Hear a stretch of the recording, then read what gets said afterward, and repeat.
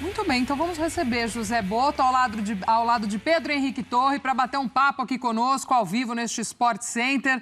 Muita coisa para a gente conversar. Pedro, Boto, sejam muito bem-vindos. Um prazer recebê-los aqui no nosso Sport Center. Um beijo aos dois, boa tarde. Boa tarde, prazer é meu. Tudo bem, Gláucia? Muito boa tarde para você, um beijo, um abraço para o Calçade, um beijo para a Mari também, e muito obrigado também ao José Boto, diretor do Flamengo, por aceitar o nosso convite aqui para participar desse bate-papo que vamos ter aqui sobre esse início ainda de trabalho no Flamengo. Boto, muito obrigado. Eu que agradeço. Muito obrigado aqui por receber a gente no Ninho do Urubu. Estamos aqui, Campo 1 aqui atrás. E queria começar perguntando, estamos dois sofrendo com calor aqui no Rio de Janeiro, hein? Só para dizer, tá bem difícil mesmo, tá bravo.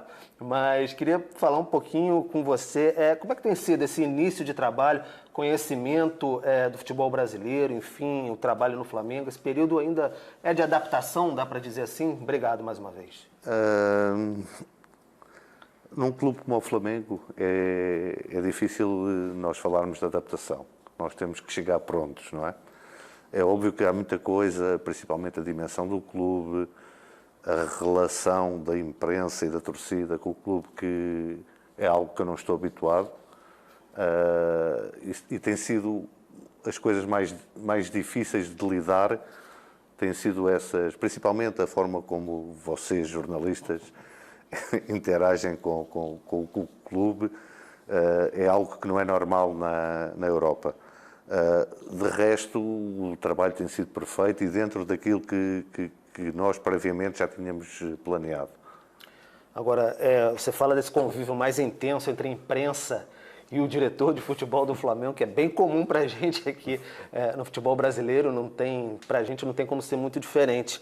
E aí fala-se muito de contratações, tiveram as chegadas, e aí, enfim, possíveis renovações.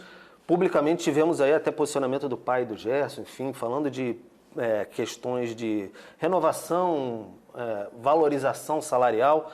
Como é que está essa situação do Gerson especificamente, se você pudesse falar com a gente? Já houve algum tipo de encontro? Porque é algo que preocupa muito a torcida rubro-negra, porque se trata do capitão, um jogador muito identificado com o Flamengo. Lá está, esse é um tipo de pergunta que na Europa não se faz, mas tentando adaptar-me a esta nova realidade e desde que nunca prejudique aquilo que são os interesses do clube. É verdade que chegaram propostas pelo Gerson, que nós recusámos porque achamos que não é o momento de vender. Dizer que tive uma reunião realmente com o pai dele e que aquilo que é importante é que neste momento estamos no mesmo caminho, focados naquilo que interessa para o Flamengo e para o Gerson. Então, Glaucial, agora eu passo o Boto aí para o estúdio, ele está na escuta de vocês, pode responder mais um pouquinho aí, vai ficar mais um tempinho com a gente, então fiquem à vontade. Boa, Pedro. Obrigada, Boto. Mais uma vez um prazer recebê-lo. Obrigada também por nos atender. Você chega aqui ao Brasil, já que você está falando dessa relação até com a imprensa, né? Pelo menos na imprensa, conhecido como alguém que tinha já um trabalho muito amplo com o futebol brasileiro, e eu digo aí de conhecer jogadores brasileiros pelo mundo.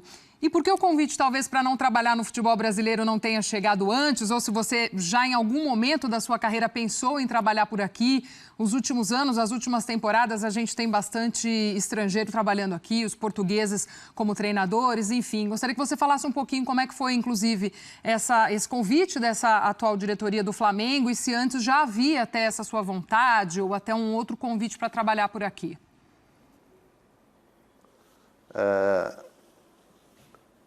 Eu já tinha expressado, até penso que aqui neste canal, que era um futebol que me seduzia. Porquê? Eu acho que de 3 fatores que nós devemos considerar de importantes no futebol, vocês têm 2 que são fundamentais ao mais alto nível, que é bons jogadores e uma torcida apaixonada. E talvez vos falte um pouco de organização, e quando digo organização, refiro-me também dentro de campo, alguma organização tática, e por isso talvez o sucesso de muitos treinadores portugueses que até espanta um pouco os portugueses, porque não eram treinadores de uma primeira linha em Portugal. Mas eu já tinha demonstrado, inclusive nesta casa aqui, essa vontade, essa curiosidade de trabalhar no futebol brasileiro. Houve algumas sondagens, nada de concreto. A primeira concreta, e felizmente, foi o Flamengo, um clube desta dimensão. Devolver aí para você também, para seguir esse nosso papo. Eu vou passar uns números que a gente tem aqui no estúdio. Já logo de início falamos com o Boto a questão dos técnicos portugueses no Brasil. A gente traz desde 2019 quantos técnicos a gente tinha estrangeiros no país e quantos deles eram portugueses. Em 19, 2 estrangeiros e 1 português. Em 20, 7 estrangeiros para 3 portugueses. Em 21, 8 estrangeiros para 2 portugueses. Em 2022, eram 11 estrangeiros para 5 portugueses. O recorte de 2023 é o que chama mais atenção. No total de 15 estrangeiros, 9 treinadores eram portugueses. No ano passado, em 13 de estrangeiros, 6 portugueses. E hoje, em 8 total de estrangeiros, 4 treinadores portugueses. A gente falando da elite do futebol brasileiro, tá? E aí, até para entrar contigo também, Boto, na questão do Felipe Luiz, os números dele desde a estreia no Flamengo. 22 jogos, 15 vitórias, 6 empates e 1 derrota apenas. Um aproveitamento de pouco mais de 77%. 38 gols marcados para 12 sofridos e 2 títulos. Esses números com o time principal e sem contar amistosos. Mostramos aí como nos últimos anos, né, veio crescendo. O Boto até cita essa questão do sucesso que os portugueses tiveram aqui no Brasil, talvez muito por conta do que você mesmo disse, né, Boto, dessa falta até de estrutura técnica no trabalho, enfim. Você chega com uma nova diretoria nesse Flamengo e havia nessa transição a dúvida se de fato Felipe Luiz ficaria ou não. Você participou até dessa decisão em ficar com o Felipe Luiz no cargo como treinador do Flamengo. E aí, se sim, por que a escolha dele, né? Um jovem treinador, a gente viu como impactou muito rapidamente o trabalho dele nesse elenco, mas um cara que na visão de vocês também é muito promissor e tinha esse perfil até do que vocês gostam para trabalhar. Gostaria que você explicasse um pouquinho essa relação e essa escolha pela permanência do Felipe. Ainda bem que me dá a oportunidade de falar sobre isso, porque eu acho que quando falei isso fui mal interpretado. E volto a referir, quando comecei a falar com o BAP sobre a possibilidade de vir para aqui, uma das questões que eu coloquei, porque para mim não faz qualquer sentido eu ser o diretor técnico e não trabalhar com um treinador que eu confie, que tenha a mesma maneira de pensar que eu, não faz qualquer sentido. Isso para mim, é meio caminho andado para o insucesso. Eu pus como condição ter uma voz bem ativa na escolha do treinador. Posso-vos dizer que nessa altura nem o Filipe era treinador do Flamengo, do time principal. E depois, como é óbvio, porque haviam essas conversas, eu segui ao Flamengo de uma forma atenta, estudando não só o elenco, mas estudando também aquilo que o treinador ia dando. E desde muito cedo percebi que, para a realidade do Brasil, ele era muito diferenciado mesmo. Ouvia com muita atenção as coletivas, não é? As coletivas que ele fazia, que dão muitos indicadores para quem ouve com muita atenção sobre os conhecimentos técnico-táticos de um treinador. E quando chegou à altura de termos que tomar uma decisão, tal como o BAP me tinha prometido, passou muita decisão para cima de mim, eu achei por bem, não por feeling, também existia algum feeling, mas por um estudo que já tinha feito dele, de ficar com ele. E dizer que ele vai ser, na minha opinião, ele vai ser o treinador que vai mudar a cara do treinador brasileiro na Europa. Ou seja, a imagem que a Europa tem dos treinadores brasileiros ele vai ser quem vai mudar. E isto não quer dizer que não existam outros treinadores brasileiros com muita valia, muito conhecimento. Se calhar nunca lhes foi dada, foram oportunidades para o demonstrar. E ele vai virar essa imagem que na Europa se tem do treinador brasileiro. E eu já disse isto um pouco como brincadeira, mas é algo que eu acredito mesmo. O Filipe vai ser quem vai acabar com a hegemonia dos treinadores portugueses aqui no Brasil. Se Filipe Luís, enfim, saia do Flamengo ou não saia, mas se sair daqui a 3 anos que seja, como é que o Flamengo pode se preparar a isso, estruturando de repente a base, formar um novo treinador? Como é que está essa reformulação da base também, estruturar todo o departamento de futebol, modelo de jogo, enfim, como é que está se dando essa participação, que tem até a participação do Filipe Luís, enfim, como é que o clube planeja isso para se preparar também? Aquilo que eu posso dizer é que o Flamengo tem um ADN, um DNA, não é? DNA. que deve ter, não é? Que basta olhar quem é que foram os jogadores, os ídolos do Flamengo, como é que o Flamengo passou a ser conhecido na Europa, pela sua forma de jogar, um jogo ofensivo, um jogo dominante, uma equipa que propõe, que nunca especula, não é? Agarrar nisso, colocar as coisas modernas do futebol, porque não há volta a dar, que tem que se colocar algumas questões táticas que são se calhar mais chatas para quem vê o espetáculo, mas que não há volta a dar, que tem que se colocar. E criar a partir disso um perfil e um modelo Flamengo, que encarna muito naquilo que o Filipe quer para a sua equipa. Tendo isto bem definido, depois a mudança de treinador, os elencos, é tudo mais fácil. E eu tive essa grata experiência no Shakhtar de nós mudávamos de treinador, mas não mudávamos o modelo, nem o estilo, nem o perfil do jogador. Isto tem muitas vantagens. Tem as vantagens da equipa seguir sempre jogando da mesma forma, tem as vantagens de não chegar um treinador e dizer eu não gosto de 20 jogadores destes e quero mais 20, com todos os custos que isso tem, porque existe uma maneira de jogar e os treinadores são escolhidos para essa maneira de jogar. Eu no Shakhtar trabalhei com o Paulo Fonseca, Luís Castro e De Zerbi. Se vocês analisarem, não sendo exatamente iguais, são treinadores que têm um estilo de jogar semelhante. Claro que quando eles chegavam, não pediam jogadores para o elenco. Aquele elenco servia-lhes também. Depois há coisas pontuais que se mudam e que se ajustam a algumas coisas que o treinador quer.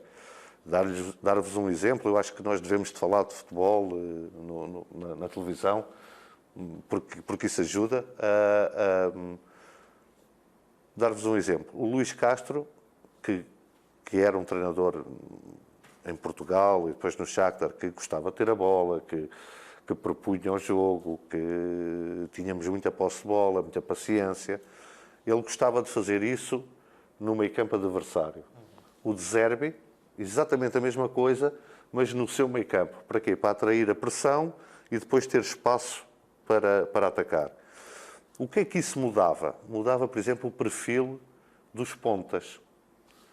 Com o Luís Castro eram pontas mais que conseguiam, como nós dizemos em Portugal, não sei se vocês usam essa terminologia, desembrulhar em espaços muito reduzidos.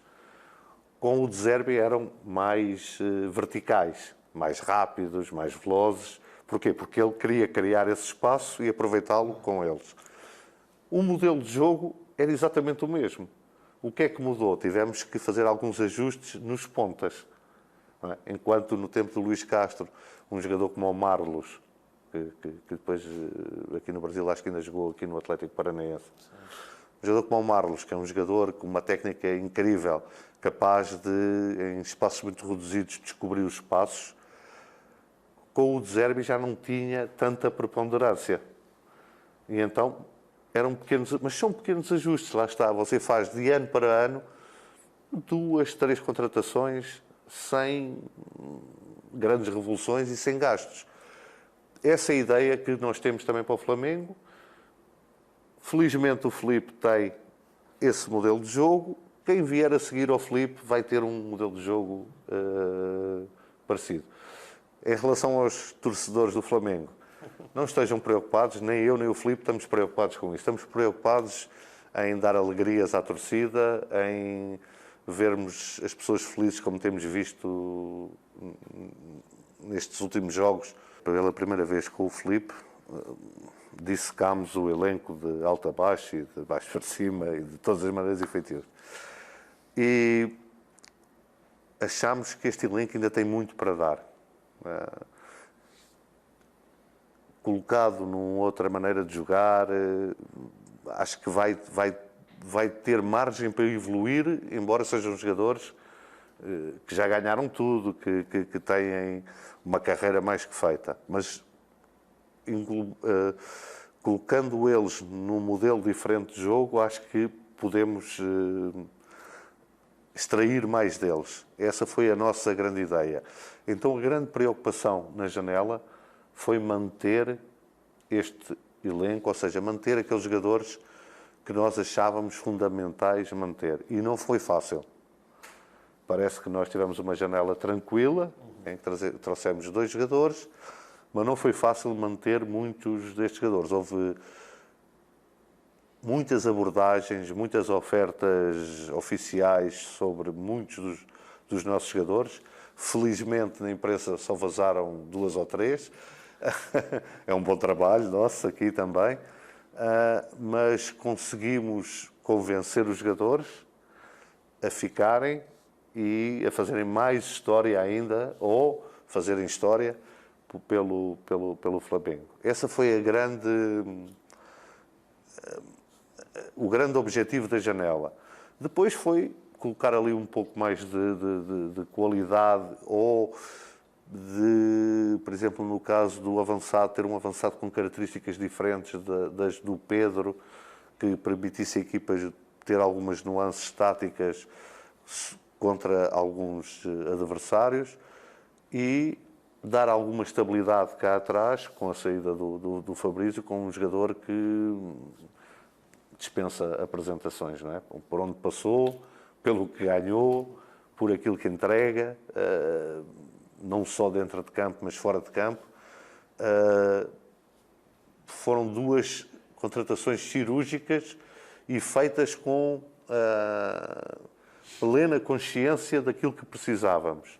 Depois, se elas dão certo ou não, isso eu não conheço nenhum clube do mundo que acerte todas. Mas foram feitas com objetivos bem delineados. Boto, você chega ao futebol brasileiro no momento em que o mercado por aqui está bem inflacionado, né? Muitos clubes investindo alto, investindo pesado. Houve uma época em que o Flamengo era o que tinha esse poder aquisitivo maior e por isso dominou durante algumas temporadas, mas hoje não. Hoje outros clubes também com esse poder aquisitivo muito forte. E aí eu gostaria de saber como isso acaba acirrando também o mercado e até numa questão se há um limite, há um teto para isso de investimento. Se fala muito na questão de fair play financeiro a cada grande contratação que chega no Brasil. Então também gostaria de te ouvir dessa visão até do mercado brasileiro hoje, com grandes nomes, com grandes jogadores vindo, com um investimento muito pesado e até no que se pensa nisso. Se há um limite, fair play financeiro, o que é a tua visão nesse mercado também? Por aquilo que eu percebo, não existe um fair play financeiro. Nós temos alguns clubes que nos devem dinheiro e não pagam. Isso na Europa é impossível, porque nós fazíamos uma queixa à UEFA e, passado 3 meses, havia um transfer ban. Eu acho que no Brasil tem que se pensar isso, porque não se pode concorrer com concorrência desleal, não é? Não se pode concorrer com nós termos os salários todos em dia, termos as nossas contas todas em dia, contra oponentes, seja lá em que área for, não é? Ou qualquer área da sociedade, a concorrência desleal não é saudável. eu acho que isso é algo que a Federação Brasileira tem que pensar, é punir mais quem não paga, porque lá está, para um europeu isto não faz muito sentido, eu ter que estar a concorrer contra clubes que não me pagam jogadores que já deviam ter pago, não é? Porque isso na Europa é impossível. E ver esses clubes continuarem a contratar jogadores sem qualquer tipo de sanção. Mas pronto, isso é um problema que tem que ser a Federação Brasileira, não sei, o Ministério do Desporto, não sei, alguém a fazer isso, não o Flamengo. O Flamengo é muito penalizado pelo aquilo que eu percebi desde que aqui cheguei com situações dessas, mas lá está, nós tínhamos clubes europeus que não nos pagavam, já fizemos queixa e esses clubes, se não nos pagarem, em um mês vão ter transfer bans. E ninguém quer ter um transfer ban, porque é justo, se você não tem dinheiro para pagar a alguém, também não pode ter dinheiro para comprar jogadores. E é isso que se passa na Europa e que se devia passar aqui. Eu perdi-me um pouco até na pergunta agora, mas essa concorrência desleal não é saudável. Agora, é saudável trazer estes jogadores como o Neymar, como o Danilo, nós, porque isso põe os olhos do mundo na Liga Brasileira. Eu lembro-me de há uns anos o Jesus deu uma entrevista em Portugal, que foi muito alvo de chacota lá em Portugal, dizendo que a Liga Brasileira era mais competitiva que a Premier League. E eu, sem estar aqui, estando lá na Europa, concordei muito com ele, porque a Liga é competitiva, não há nenhuma liga no mundo onde 7 equipas podem ganhar o título.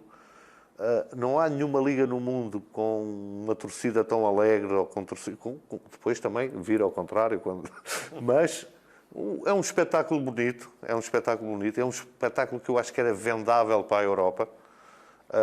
Precisavam de melhorar algumas coisas, como a qualidade dos gramados, porque para quem está a ver na televisão não é agradável ver um jogo com um gramado todo esburacado ou com um campo sintético, não é a mesma coisa, e isso afeta o espetáculo televisivo, mas as condições que a Série A tem a nível de jogadores, a nível de torcida, a nível de competitividade, não ficam nada a dever à Premier League, e seria um produto bem interessante, de certeza, para os europeus comprarem e verem. Em Portugal nós já compramos muito, já o consumimos muito por culpa dos treinadores portugueses, mas é comum muita gente estar acordada à meia-noite em Portugal para ver um Palmeiras-Flamengo ou um jogo destes, porque é realmente um espetáculo interessante.